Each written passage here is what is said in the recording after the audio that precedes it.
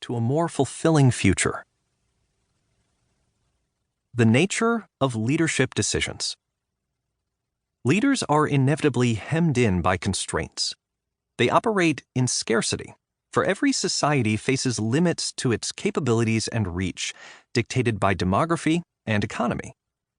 They also operate in time, for every era and every culture reflects its own prevailing values, habits, and attitudes that together define its desired outcomes. And leaders operate in competition, for they must contend with other players, whether allies, potential partners, or adversaries, who are not static but adaptive, with their own distinct capacities and aspirations. Moreover, events often move too quickly to allow for precise calculation.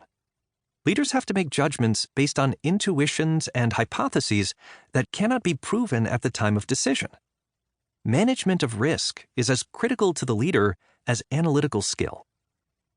Strategy describes the conclusion a leader reaches under these conditions of scarcity, temporality, competition, and fluidity.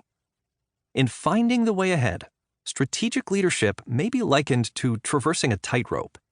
Just as an acrobat will fall if either too timid or too audacious, a leader is obliged to navigate within a narrow margin, suspended between the relative certainties of the past and the ambiguities of the future. The penalty for excessive ambition, what the Greeks called hubris, is exhaustion, while the price for resting on one's laurels is progressive insignificance and eventual decay. Step by step, leaders must fit means to ends and purpose to circumstance if they are to reach their destinations. The leader as strategist faces an inherent paradox. In circumstances that call for action, the scope for decision-making is often greatest when relevant information is at its scantiest. By the time more data becomes available, the margin of maneuver tends to have narrowed. Amid the early phases of a rival power's strategic arms buildup, for example, or in the sudden appearance of a novel respiratory virus, the temptation is to regard the emerging phenomenon as either transitory or manageable by established standards. By the time the threat can no longer be denied or minimized, the scope for action will have constricted, or the cost of confronting the problem may have grown exorbitant. Misused time and limits will begin to impose themselves.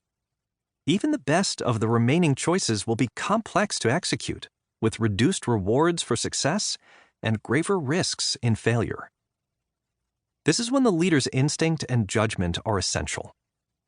Winston Churchill understood it well when he wrote in The Gathering Storm, 1948, "Statesmen are not called upon only to settle easy questions. These often settle themselves. It is where the balance quivers and the proportions are veiled in mist that the opportunity for world-saving decisions presents itself." In May 1953, an American exchange student asked Churchill how one might prepare to meet the challenges of leadership. "Study history. Study history," was Churchill's emphatic reply. In history lie all the secrets of statecraft. Churchill was himself a prodigious student and writer of history who well understood the continuum within which he was working. But knowledge of history, while essential, is not sufficient.